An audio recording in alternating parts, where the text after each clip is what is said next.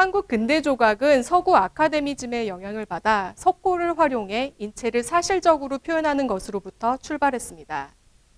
그러나 해방과 전쟁을 겪으면서 폐허 속에서도 조각가들은 고철이나 철판의 자투리와 같은 새로운 재료들, 용접과 같은 새로운 기법 등을 활용해서 점차 추상적인 형태의 조각을 제작하기 시작했고, 이는 곧 다양한 조형적 실험으로 전개되었습니다. 당시 서울대학교 미술대학에서 수학하고 있던 송영수는 이러한 흐름 속에서 등장했던 예술가 중 한 명이었습니다. 송영수는 한국 현대 조각사에서는 철조, 용접 조각을 본격적으로 전개했던 선구적인 조각가였습니다. 1957년 26세의 젊은 나이에 국전의 추천 작가직에 오르기도 했는데요. 그 당시 출품했던 작품 중 하나가 바로 이 효라는 작품입니다.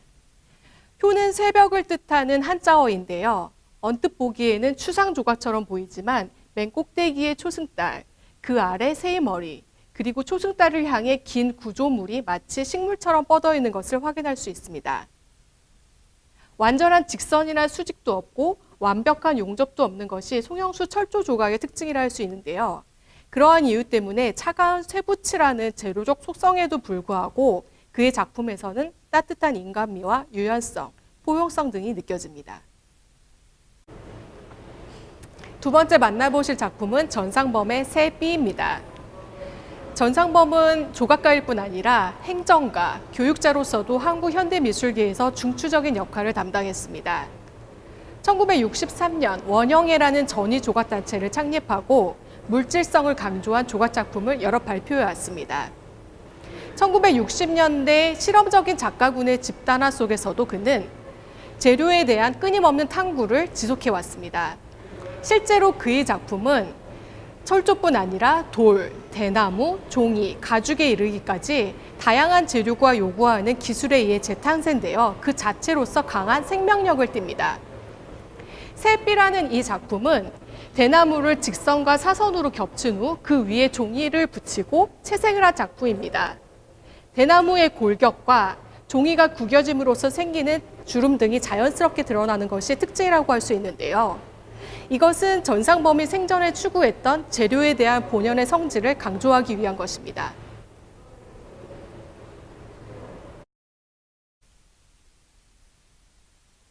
그런가 하면 추상미술이 대세를 이루던 당시 사실주의 조각상을 제작하면서 독자적인 작품 세계를 구축했던 작가도 있었습니다.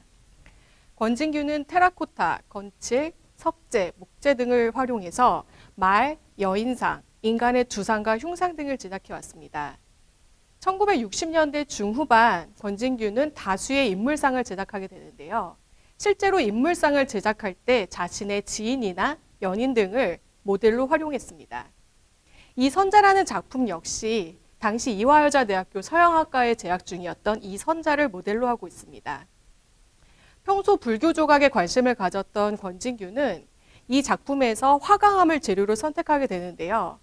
화강암을 쪼아가는 과정에서 전통 조각의 질감을 추구하고 있음을 확인할 수 있습니다. 다른 작품과 마찬가지로 불필요한 장식을 생략하고 작가와 대상 간의 정신적 합의를 추구함으로써 긴장감과 엄숙한 분위기를 자아냅니다.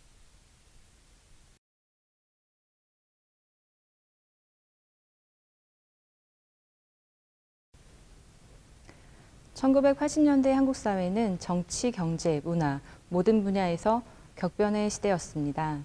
특히 군부 독재에 항거하는 민주화 운동과 함께 민중의 삶과 현실을 반영하고자 하는 민중미술이 등장하였습니다. 민중미술은 기존의 제도권 미술과 부조리한 사회 현실을 비판하고 민중의 삶과 현실이라는 보다 근원적인 문제를 다루고자 했습니다. 민중미술의 등장과 함께 구상조각이라는 사실적인 표현 양식이 다시금 조각의 표현 양식으로 등장하기 시작하는데, 이것은 외적인 면에서의 표현보다는 작품에서 느껴지는 어떤 내면을 더욱 추구하는 형상성을 특징으로 합니다. 구상조각의 등장과 함께 기존에 진행되고 있던 추상조각 또한 같이 진행되었고, 동시에 구상과 추상도 아닌 그 사이에서 자신만의 독자적인 조형 언어를 찾아가는 작가들도 등장하기 시작했습니다. 또한 1980년대는 미술의 세계화 흐름 또한 주목할 수 있는데요.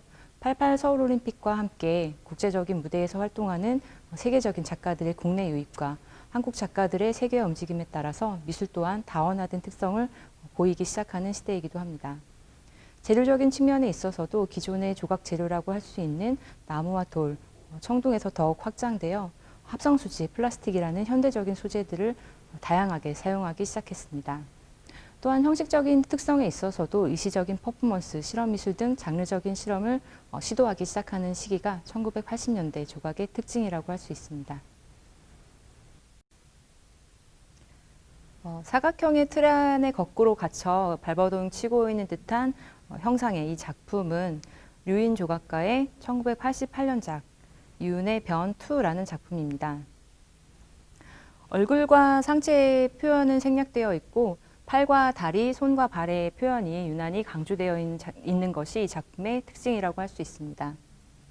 마른 신체 표현과 사각형의 틀이 어딘가에 갇혀서 무력한 존재를 상징하고 있는 듯 보입니다. 하지만 동시에 강한 힘과 역동성이 생에 대한 의지를 보여주는 듯합니다. 작품에 사용된 무쇠와 철근이라는 재료가 가진 무게감만큼 인간의 삶의 실존의 무게감이 같이 전해지는 듯한 그런 작품입니다.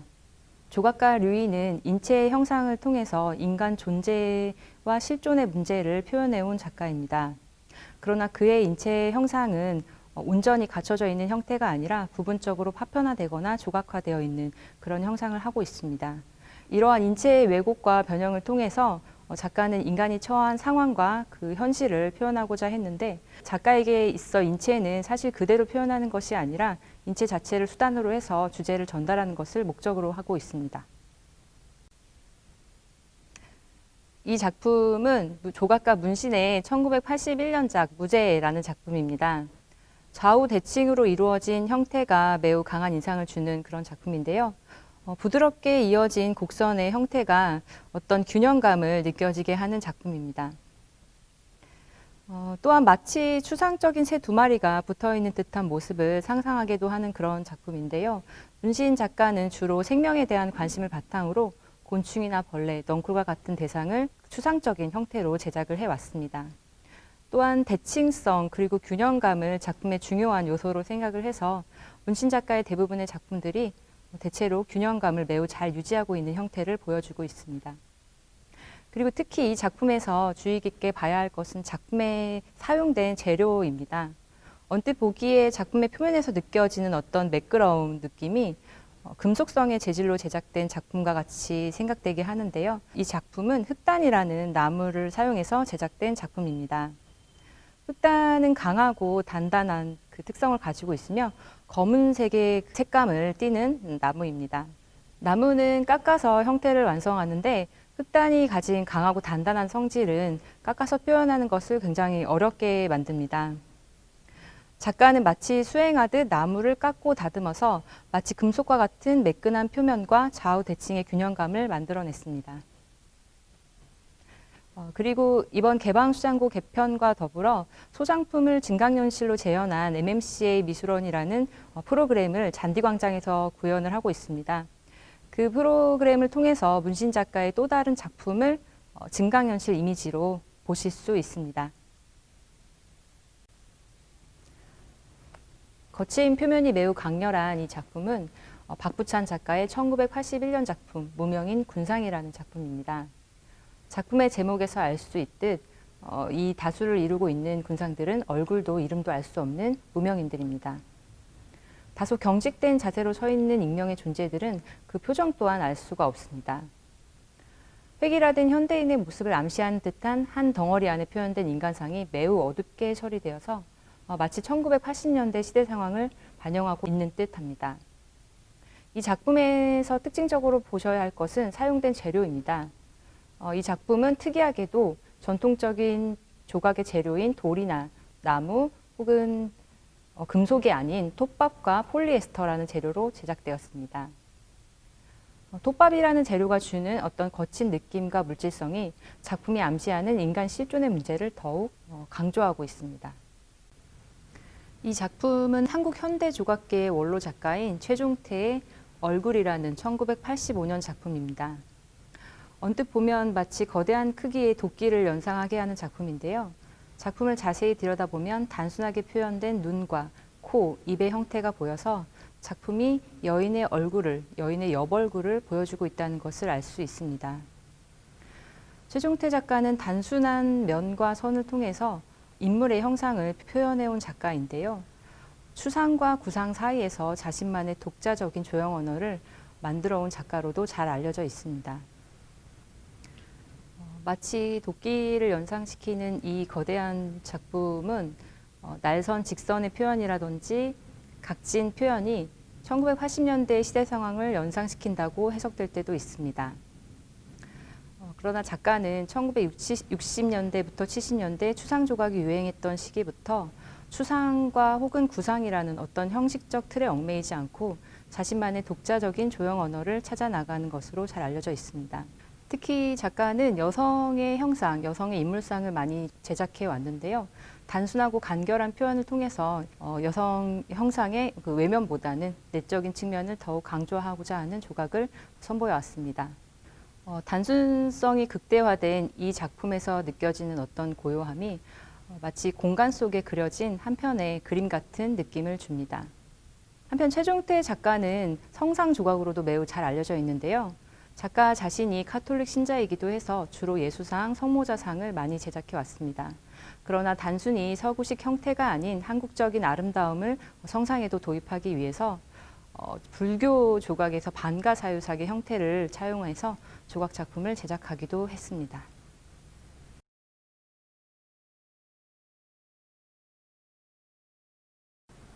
(1990년대) 이후 한국 현대 조각에 대해서 말씀을 드리겠습니다. 1990년대는 국제적으로, 국내적으로 굉장히 다양한 변화가 있었던 시기였습니다. 국제적으로는 1989년 독일이 통일되고 1991년 구소련이 붕괴되면서 국제적으로 냉전이 이제 해소되던 시기였고, 2000년대 들어서면서 글로벌리즘이 굉장히 강조되던, 전 세계가 하나라는 강조점이 있었던 시대였습니다. 국내적으로도 굉장히 큰 변화가 있었죠. 1986년에 아시안 게임이 개최되고 1988년에 서울 올림픽이 개최되면서 국제화에 대한 열망이 굉장히 컸던 시기였습니다. 그리고 1993년도에 길었던 군사 독재 시기가 끝나고 문민정부가 들어서면서 민주화에 대한 열망도 어느 정도 해소가 되던 시기였죠.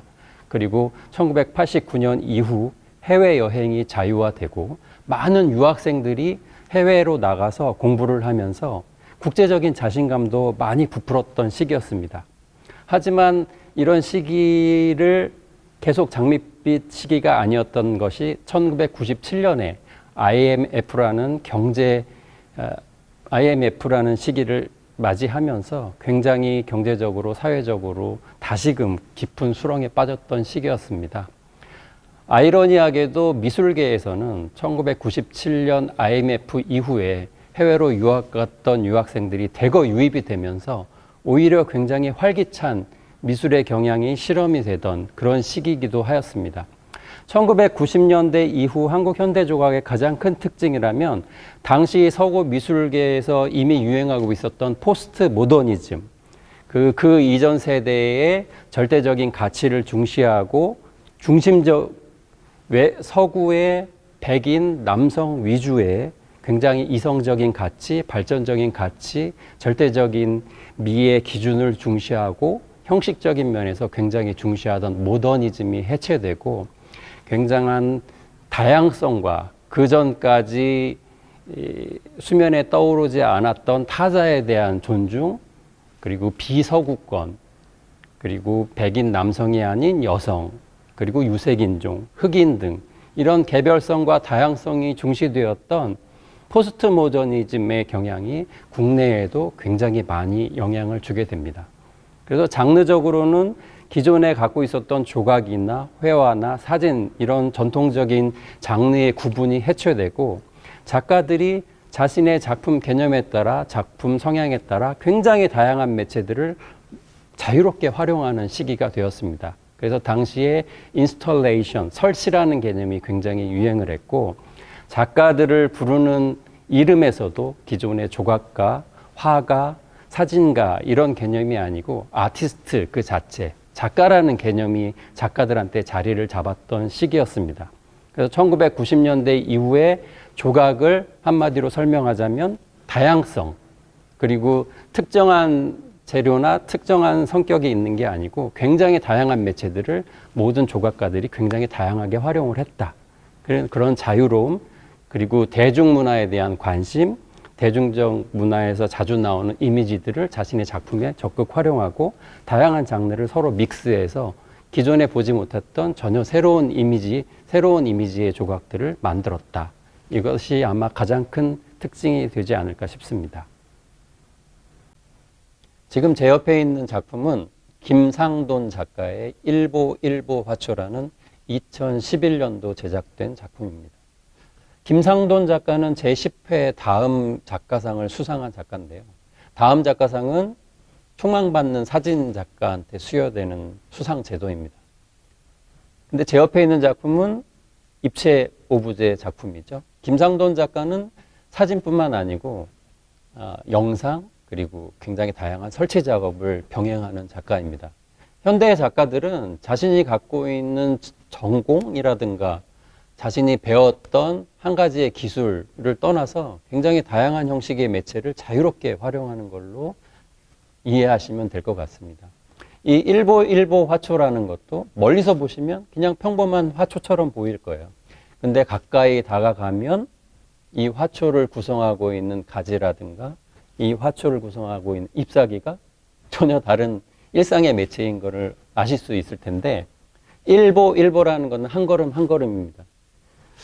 요즘의 세대한테는 좀 생소한 재료일 수도 있어요. 이거는 구두 밑바닥에 까는 깔창인데 사실 예전에 저희 부모님 세대, 저희 할아버지 세대에서 굉장히 경제 발전을 위해서 매진하던 시기, 굉장히 경제적으로 어려웠던 시기에는 양복 한 벌, 구두 한 켤레로 온전히 이제 생활을 하면서 일을 하셔야 됐던 시기가 있었습니다.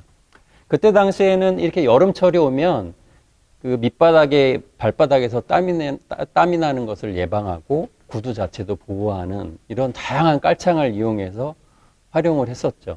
최근에야 대중교통의 발달을 하고 자가운전이 많아지면서 사실 이렇게 발바닥에 땀나도록 뛰어다니는 경우는 많이 없죠.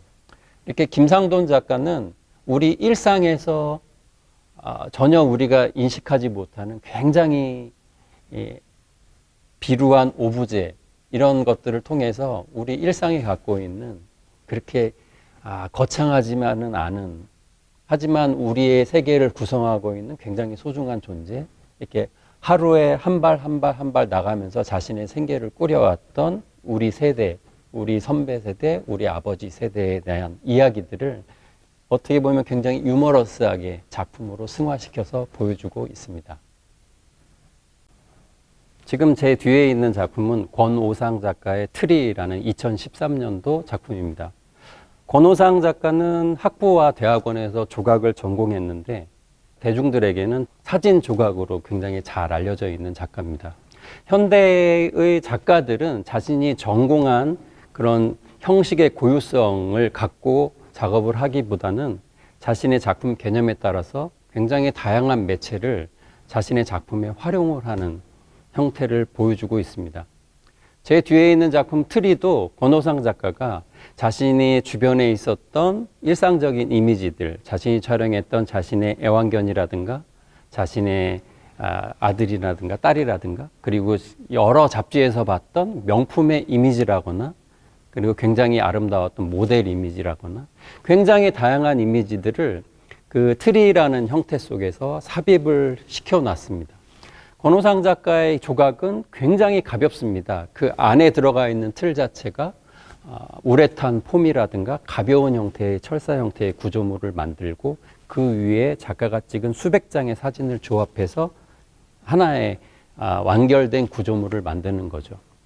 전통적인 조각이 갖고 있던 작품이라는 아우라 그리고 무게와 양감 이런 것들이 모두 제거가 되고 굉장히 현대적인 스타일로 일반 대중들이 굉장히 가볍게 접근할 수 있는 어떻게 보면은 굉장히 현대적인 스타일, 굉장히 세련된 스타일, 그리고 작가와 현대인들의 욕망, 명품에 대한 욕망, 좋은 것에 대한 욕망들이 유머러스하게 삽입이 되어 있는 그런 형태의 새로운 조각을 보여주고 있습니다.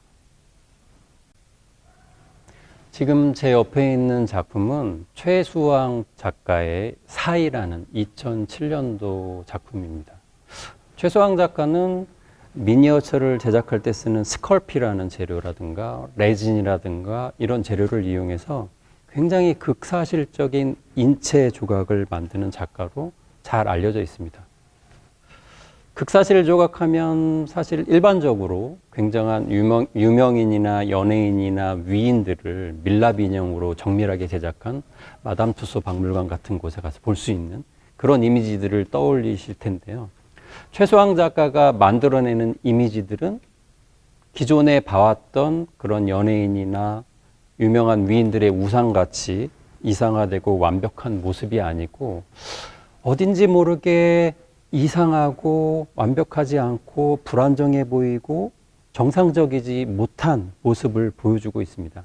이 사이라는 제목에서 알 수 있듯이 정상과 비정상, 완벽함과 불완전함, 그리고 다름과 틀림의 차이에 대해서 작가는 얘기하고 싶어 하는데요.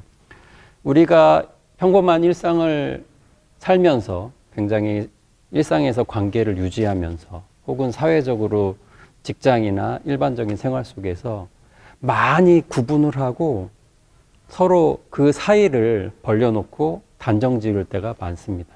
지금 제 앞에 있는 조각의 여인도 특정한 여인을 묘사해서 만든 것이 아니고 여러 사람들의 다양한 신체 부위를 조합을 해서 하나의 형태로 만들어낸 겁니다. 그래서 머리도 빡빡 깎이고 지금 손은 두 손을 맞잡고 발도 발가락이 이렇게 서로 연결되어서 굉장히 불안한 모습으로 우리한테 보여지고 있고 이 모습을 보는 관객들은 우리가 이 인물이 굉장히 지금 정서적으로 불안한 것을 느낄 수 있죠. 그래서 일반 관객들은 최수왕 작가의 작품을 보면서 우리가 일상 속에서 무의식 중에 그 정상과 비정상을 구분하고 완결되지 않은 불완전함을 이상하게 여기고 다름을 틀림으로 이해하는 우리들의 일반적인 사고에 균열을 가하고 이 작품을 보면서 이렇게 나약한 인체, 사실은 우리 자신의 모습이 아니었나 이렇게 다시 한번 되새김질을 할 수 있는 그런 작품을 제시를 하고 있습니다.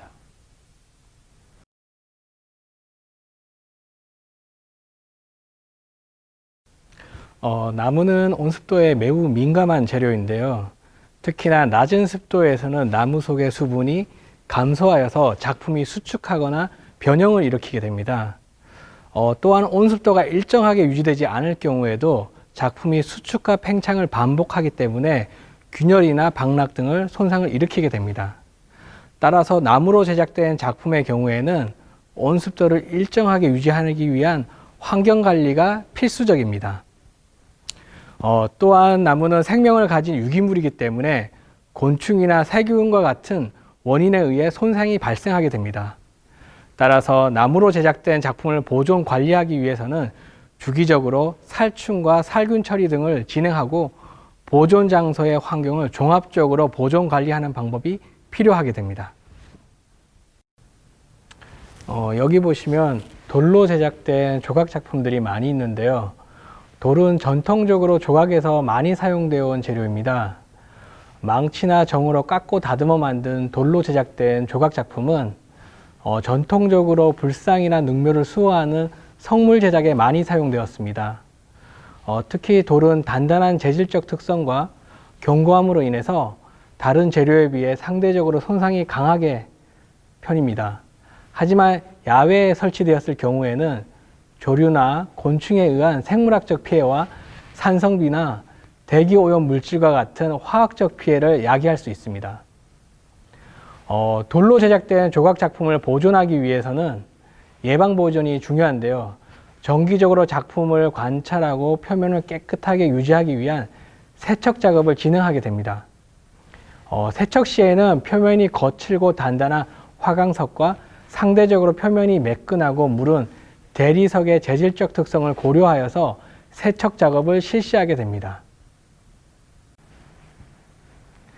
현대미술은 다양한 재료의 사용과 매체의 혼성화, 탈물질화 현상 등의 특징을 갖고 있습니다. 조각 또한 흙이나 돌, 나무 등 자연적인 재료에서 더욱 확장되어서 플라스틱과 같은 신소재, 그리고 일상생활용품 등이 작품에 사용되기도 합니다. 새롭게 등장한 재료들은 그 수명을 예측하기가 어렵고 어떠한 환경에서 어떠한 손상을 입게 되는지 검증하기 어렵기 때문에 보존 처리의 방법 역시 결정하는 데 있어 매우 어려운 상황을 만들게 됩니다. 따라서 주기적인 관찰과 새로운 재료에 대한 조사 연구를 통해서 재질적 특성에 맞는 개별적인 보존 관리 방안을 수립해야 합니다.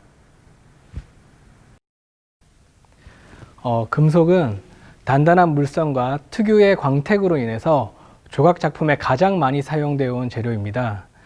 특히 구리와 주석이 합쳐진 청동은 역사적으로 오래된 합금으로 청동기 시대부터 각종 제사용 도구로서 제작이 많이 사용되어 왔습니다.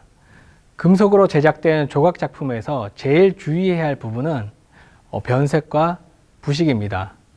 특히 높은 습도에서 발생하는 산화 현상으로 부식이 발생하게 됩니다. 또한 작품 표면에 지문이나 땀이 묻을 경우에도 부식이 발생할 수 있기 때문에 금속 작품을 다룰 때는 항상 보호용 장갑을 착용해야 합니다. 표면의 부식을 막기 위해서는 화학약품으로 코팅을 해주고 주기적인 세척 작업으로 작품 표면의 먼지를 제거해야 합니다.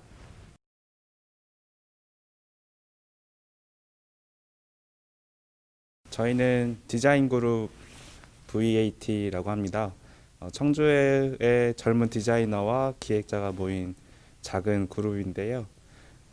이름이 VAT라고 지은 이유는 저희가 이제 디자인 용역 일을 많이 하게 되는데 그때마다 그 디자인비에서 부가세를 좀 포함해 달라고 하는 경우가 많이 있었어요. 네, 그러면 저희가 디자인비를 제대로 받지 못하게 되는 경우가 많은데 이게 좀 디자인을 하고 그에 걸맞는 가치를 인정받았으면 좋겠다는 의미에서 부가세 별도라고 지었고 영어로 이제 VAT라고 줄여서 부르게 되었습니다.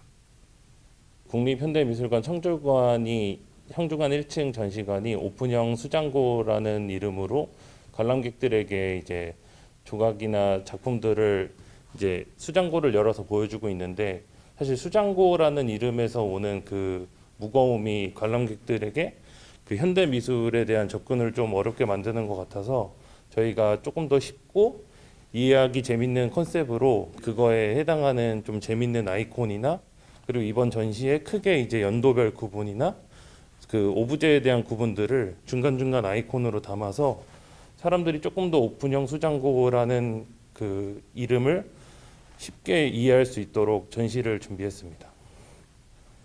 그 관계자의 출입 가능을 컨셉으로 저희가 만든 다양한 아이콘들을 그 외부에서 유리창 벽면을 따라서 어떠한 것들이 있는지 이렇게 천천히 관람을 하시고 내부에 들어오시면 이번 전시에 이제 크게 이제 전시 DP할 때도 사용된 돌과 금속 그리고 나무 그리고 기타 소재로 구분되어 있는 오브제들을 저희가 전시장 곳곳에 설명과 아이콘들을 숨겨놓은 것들을 찾아가면서 보시면 관람하시면 좋을 것 같고요.